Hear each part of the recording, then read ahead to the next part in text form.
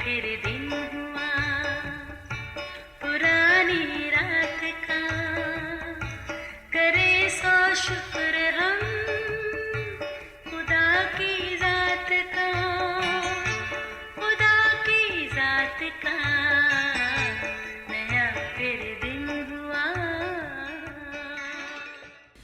آج کی آیت۔ اے میرے بھائیو، ہمارے خداوند ذوالجلال مسیح یسوع کا ایمان تم میں طرفداری کے ساتھ نہ ہو۔ یعقوب 2:1 آیت۔ عزیزو، انسانی ذہن گویا ایک میدان جنگ ہے جہاں کئی طرح کے مقابلے بازی کے دنگل چلتے رہتے ہیں۔ اگرچہ کوئی بھی کسی بات میں اپنی ہار کو تسلیم نہیں کرتا، جبکہ کوئی جیت کر بھی ہار جاتا ہے اور کوئی ہار کر بھی جیت جاتا ہے۔ اس میں ہر کسی کا اپنا ظرف ہے۔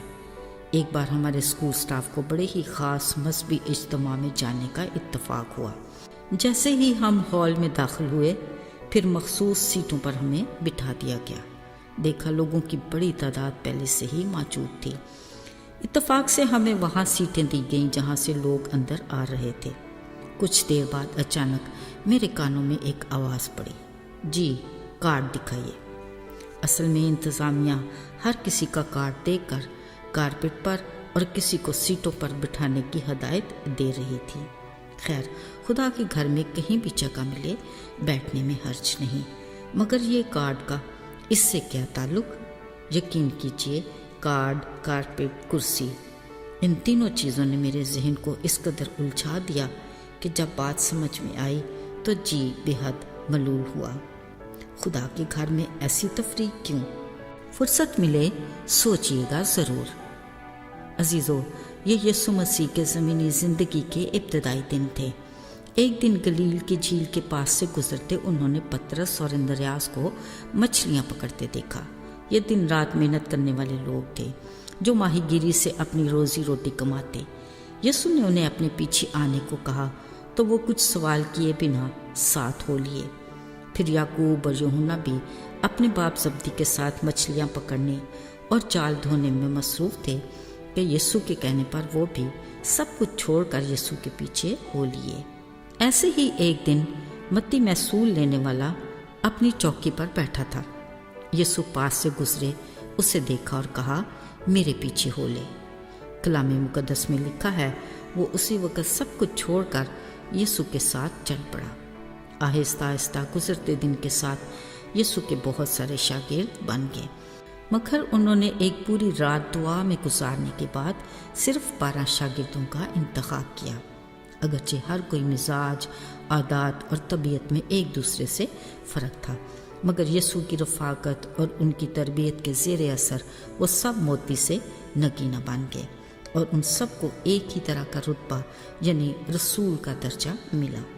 عزیزو، یسوع مسیح کے کردار کے کسی بھی پہلو میں کسی طرح کے مقابلے بازی کا عنصر نہیں تھا۔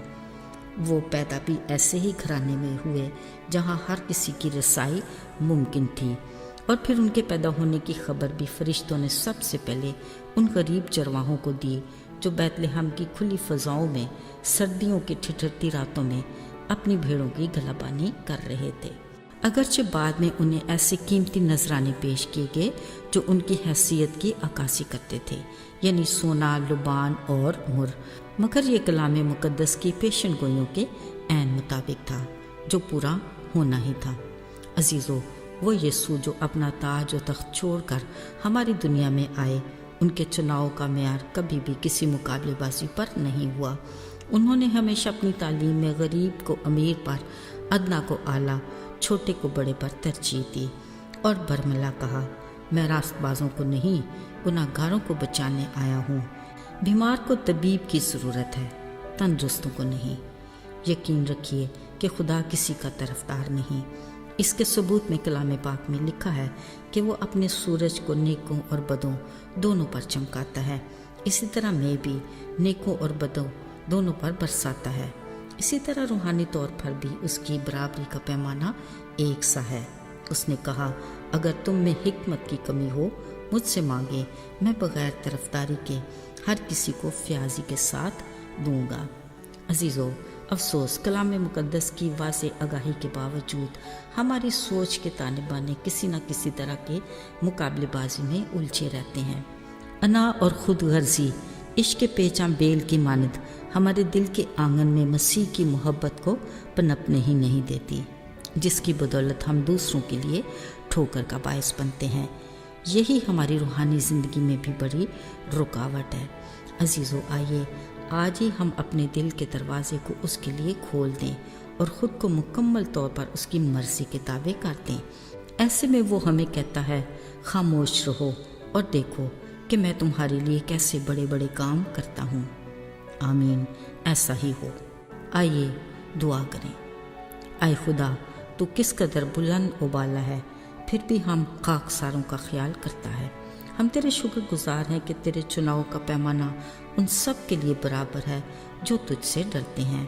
توفیق عطا کر کہ ہم ہمیشہ اس پیمانے کے مطابق زندگی گزاریں۔